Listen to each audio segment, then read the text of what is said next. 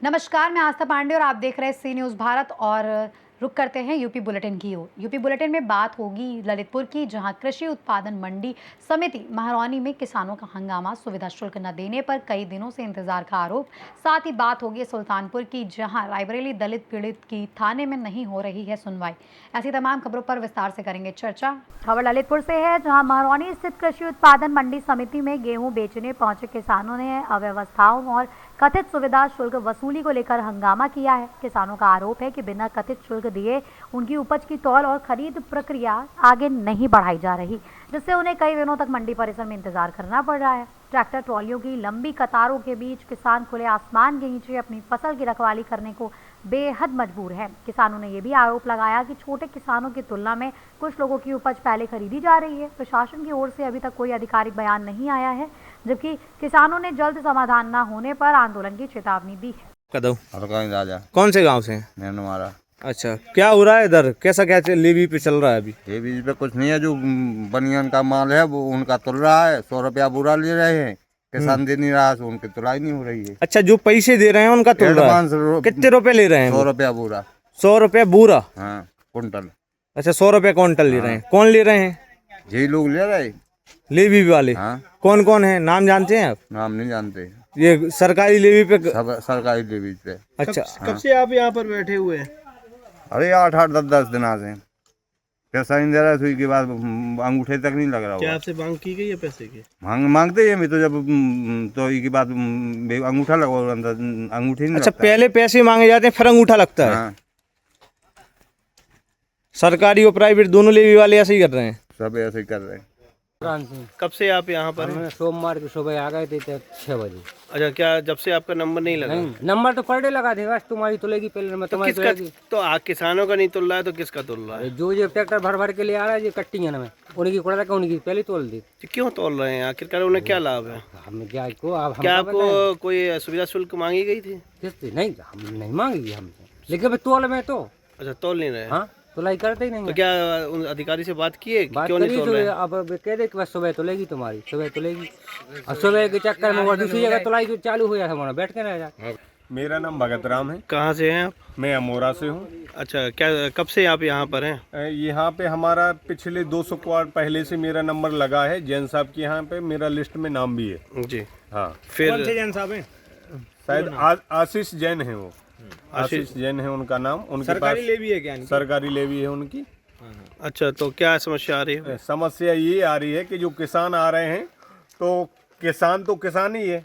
जिसके पास नेता है, नंगरी है, और जिसका सोर्स बड़ा है, वहीं उसी के लिए सब कुछ अवेलेबल है। हमारा ये मानना है। और किसान है तो ये काले भट्टा यहाँ पे आप देख सकते हैं, 4-4 5-5 दिन के किसान पड़े हैं, ये डले हैं, ये खड़े हैं। और यहाँ पे आज इस साइड भी कैमरा चला है, इस साइड 4-4 5-5 बोरे के ढेर लगे हैं। क्या ये किसानों के हैं? किसके हैं? किसानों के नहीं है तो किसानों के खरीद करके लोग बाग लेके आ रहे हैं, और वो यहाँ पे अपना तुलाई करवा रहे हैं। और उन्हीं की तुलाई हो रही है। क्या व्यापारियों के हैं क्या? हाँ, व्यापारियों के। हम तो व्यापारी हैं उनके। छोटे नहीं, बड़े नहीं, छोटे व्यापारी हैं जो गांव से खरीद कर रहे हैं किसानों से, और यहाँ आके लेवी पे डाल रहे हैं। ललितपुर से सी न्यूज़ संवाददाता विकास सोनी की रिपोर्ट। खबर ललितपुर से है, जहां बाला बेहट में किसानों ने रबी सीजन 2026 की फसल बीमा राशि जारी करने की मांग को लेकर जिलाधिकारी को संबोधित ज्ञापन प्रशासनिक अधिकारियों को सौंपा। किसानों का कहना है कि मौसम की मार से गेहूं, चना, मसूर सहित कई फसलों को भारी नुकसान हुआ है, लेकिन बीमा क्लेम का भुगतान अभी तक नहीं मिला है। उन्होंने आरोप लगाया है कि प्रीमियम तो समय पर काट लिया गया, लेकिन सर्वे और भुगतान में देरी हो रही है। किसानों ने प्रशासन से बीमा कंपनियों को निर्देश देकर जल्द क्लेम जारी करने की मांग की और चेतावनी दी कि यदि समस्या का समाधान नहीं हुआ तो वो आंदोलन करेंगे। ललितपुर से सी न्यूज़ संवाददाता विकास की रिपोर्ट। खबर प्रयागराज से है, जहां नैनी नए पुल पर तेज रफ्तार के कारण अर्टिगा और एक्सयूवी की जोरदार टक्कर हो गई, जिसमें दोनों वाहनों में सवार चालक सहित कई यात्री गंभीर रूप से घायल हो गए। हादसे के बाद मौके पर अफरा तफरी मच गई और बड़ी संख्या में राहगीर इकट्ठा हो गए। सूचना मिलते ही पुलिस और राहत टीम मौके पर पहुंची और घायलों को जिला अस्पताल रेफर कराया गया। प्रयागराज से सी न्यूज़ संवाददाता जाबिर की रिपोर्ट। खबर रायबरेली से है, जहां मिल एरिया थाना क्षेत्र के ग्राम कुडरस बुजुर्ग में 18 मई 2026 को लगभग 6 बजे दबंगों द्वारा मारपीट किए जाने का मामला सामने आया है। पीड़ित का आरोप है कि दबंग अंकुर सिंह और अनिकेत सिंह ने उसकी दुकान से जबरन सामान लेने के बाद पैसे मांगने पर उसके साथ जमकर मारपीट की। पीड़ित का ये भी कहना है कि थाने में शिकायत के बावजूद उसकी सुनवाई नहीं हुई और मुकदमा दर्ज नहीं किया गया। इसी के चलते वो अपने परिवार के साथ एसपी ऑफिस पहुंचकर न्याय की गुहार लगाने को मजबूर हुआ। रहने वाले हैं? रेनू नाम, कहाँ के रहने वाले? कोरारस की। थाना? मिलेरिया। क्या है? मिलेरिया। समस्या क्या है, क्यों आई है? समस्या यह है कि हमारे पति को मारे हमारे दुकान पर। कौन लोग मारे? अरे अंकुश और इनके अंकित। कब मारपीट हुई है? ये 18 तारीख का।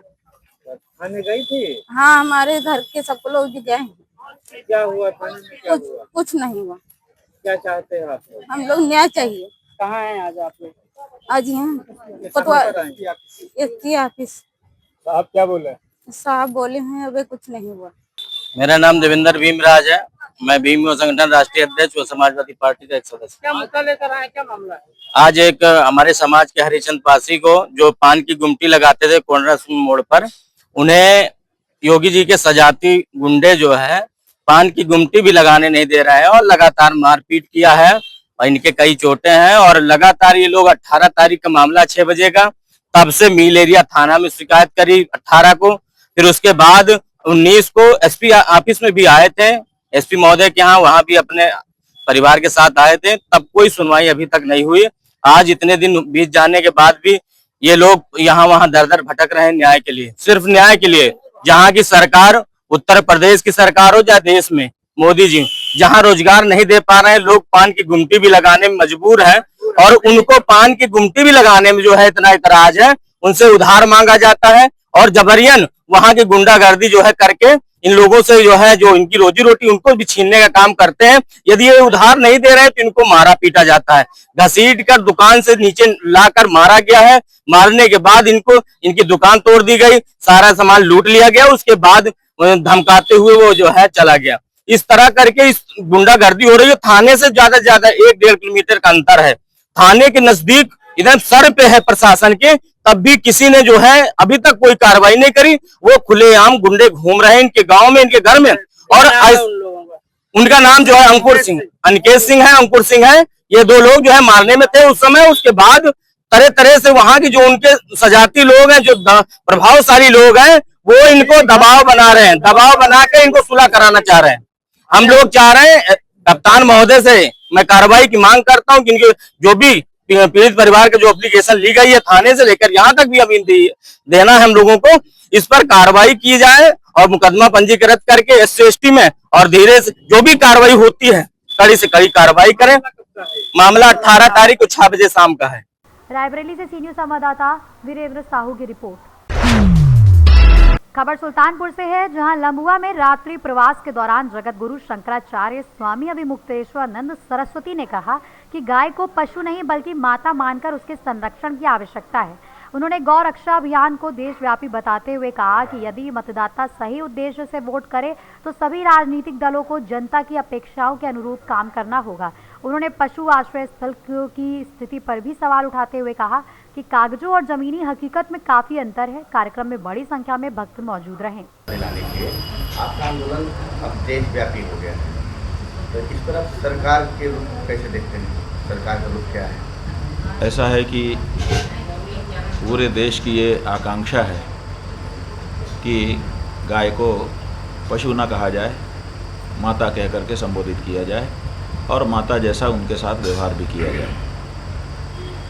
पहले ही, बहुत पहले ही सरकारों के इस जनाकांक्षा को समझना चाहिए था, लेकिन कभी कभी ऐसा होता है कि हमारी आकांक्षाएं जब हमारे मन में रहती हैं तो दूसरा नहीं समझ पाता है, इसीलिए हमको उसको अभिव्यक्त करना पड़ता है। तो हम लोगों ने ये जो अभियान शुरू किया, इससे अभिव्यक्ति मिली और आज जैसा कि आप कह रहे हैं पूरे देश में एक वातावरण निकल करके आया है। जन भावना इस समय अभिव्यक्त हो रही है, प्रकट हो रही है, दिखाई दे रही है। तो अब तो कम से कम सरकारों को देख लेना चाहिए। अगर अभी भी नहीं देखेंगे तो फिर वो जो लोग सरकार में हैं शायद ही रह पाएंगे। ये हमारा कहना है। इस आंदोलन को अपनी मंजिल तक पहुंचाने के लिए आपकी तरफ से आगे क्या रूपरेखा है? हमारी रूपरेखा ये है कि देखिए, हमने ये जान लिया पर्याप्त अनुशीलन करने के बाद कि देश को नेता नहीं बनाता, देश को कोई पार्टी नहीं बनाती, देश को मतदाता बनाता है। मतदाता अगर सही उद्देश्य के लिए वोट करे तो उस उद्देश्य को पूरा करना हर राजनीतिक पार्टी की मजबूरी है। अगर मतदाता चाह ले कि भाई हमें तो ये चाहिए, तुम कर सकते हो तो करो, नहीं तो हटो, तो स्वाभाविक है कि पार्टियों को वोट चाहिए, तो वो कहेंगे अच्छा चाहिए, हम यही करते हैं। तो इसलिए मतदाता के ऊपर दारोमदार है, तो इसीलिए हम मतदाताओं को जगाने के लिए गविष्ठी यात्रा के माध्यम से उत्तर प्रदेश में निकले हुए हैं। गौ माता को कहीं न कहीं आवारा पशु कहा जाता है, इसको लेके कैसे आप देखते हैं महाराज जी? बात यह है कि कहने वाले पे हमको तरस आता है कि उसके मुंह से ये शब्द निकलता कैसे है। माता हमारी आवारा कैसे हो सकती है? आवारा तो बेटे होते हैं। कुपुत्रो जायेत, भगवान शंकराचार्य जी ने कहा कुपुत्रो जायेत क्वचिदपि कुमाता न भवति। कभी कभी पुत्र तो कुपुत्र होते देखे गए हैं, लेकिन कभी भी माता को माता होते देखी नहीं गई है। उस माता को आप कहते हैं कि ये आवारा है। आवारा कैसे हो जाएगी माता? जब बेटे उसको देख रेख करना छोड़ देंगे तभी ना आवारा होगी। तो अगर माँ को आवारा कहोगे तो तुम्हारे ऊपर प्रश्न हो जाएगा कि तुम कैसे बेटे हो कि तुम्हारी माँ आवारा हो गई। आवारा माने जिसका कोई देख रेख करने वाला नहीं है, तो तुम्हारे ही ऊपर तो आकर के वो बात पड़ गई। गौशाला की स्थिति बदहाल होती जा रही है, इसको कैसे आप देखते हैं? बात यह है कि ये आप कह रहे हैं, ये अब कम से कम बहुत अच्छा हुआ कि आपके मुंह से प्रश्न निकला कि गौशाला की स्थिति बदहाल है। अन्यथा आपके कैमरे के सामने तो आपके मुख्यमंत्री जी कह रहे हैं कि मेरे राज्य में गाय को कोई खरोंच भी नहीं लगा सकता, गाय बड़े सुख से रह रही है। तो धर्मपाल जो आपके मंत्री हैं, उन्होंने आपके कैमरे के सामने कहा कि हमने तो इतने 1000 करोड़ रुपए निकाले हैं और हमारे यहाँ तो बड़े सुख से गाय रह रही है। लेकिन आप जो बोल रहे हैं वो हकीकत है, कागज़ों में बड़े सुख से गाय रह रही है। अगर यूपी में आप फाइल निकालेंगे तो फाइल में दिखेगा कि गाय बड़े सुख से रह रही है, लेकिन जब मौके पे जाएंगे ना तो हालत बहुत ख़राब है, चित्कार कर रही है, तिल तिल करके मरने के लिए मजबूर है गाय। यही ज़मीन की हकीकत है। बहुत अच्छा, आपके लिए विषय नहीं संकल्प ये पूछ रहे हैं। हाँ, वर्तमान सरकार की नीति और कार्यप्रणाली को लेकर के आप क्या? नहीं, वर्तमान सरकार की नीति और कार्यप्रणाली दिख गई। कथनी कुछ और है, करनी कुछ और है, कह कुछ और रहे हैं। उनके मुख से जो शब्द निकलता है वो कुछ और है, उनकी फाइलें कुछ और बोलती हैं और हकीकत में कुछ और है। तो जब किसी की कथनी और करनी में अंतर आ जाए तो फिर हमारा समाज उसका सम्मान नहीं करता है। ये बहुत बड़ी विसंगति सरकार की इस समय दिखाई दे रही है। महाराज जी, जैसे मीडिया गौशाले पे कवरेज करना चाहती है तो उस पर वहाँ के रोक लगाया जाता है, इसको कैसे आप देखते हैं? हाँ, हम यही तो आश्चर्यजनक बात है कि आप लोगों को प्रवेश ही नहीं है। अरे आप लोगों को दूर, अभी हम एक जगह पर गए, वहाँ पर जहाँ इनका आश्रय स्थल था गौ माता का, वहीं पर हमारी सभा थी। तो हमको बताया लोगों ने कि ये बगल में आश्रय स्थल है, तो हमने कहा बस ये सभा संबोधित करके फिर हम वहीं जाएंगे। वहाँ के जो लोग थे उन्होंने तत्काल ताला लगा दिया मेन गेट पर कि अंदर नहीं जा सकते। ये हालत है। क्यों? क्योंकि वहाँ पर ऐसे दृश्य हैं जिनको अगर आप लोगों ने दिखा दिया तो कोलाहल मच जाएगा। महाराज जी, गौ रक्षा आपके लिए एक विषय नहीं, एक संकल्प है। तो उसे न्याय दिलाने के लिए सनातनी कैसे जुड़ सकता है? देखिए, गौ माता की रक्षा हर सनातनी के लिए उसका प्रथम कर्तव्य है।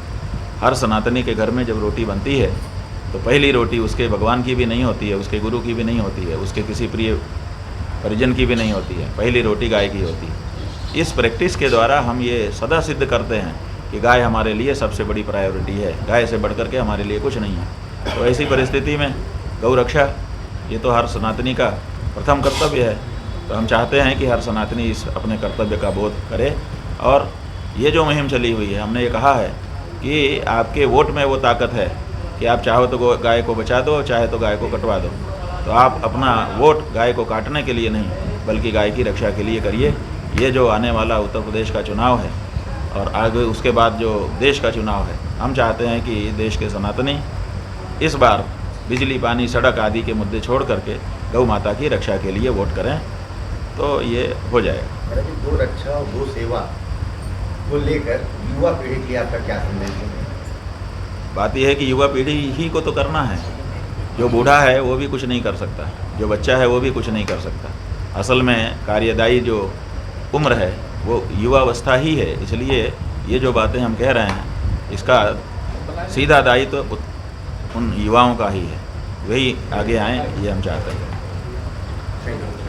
सुल्तानपुर से सी न्यूज़ संवाददाता वाजिद हुसैन की रिपोर्ट। फिलहाल इस बुलेटिन में बस इतना ही। बाकी देश और दुनिया की तमाम बड़ी खबरों के लिए बने रहिए सी न्यूज़ भारत के साथ।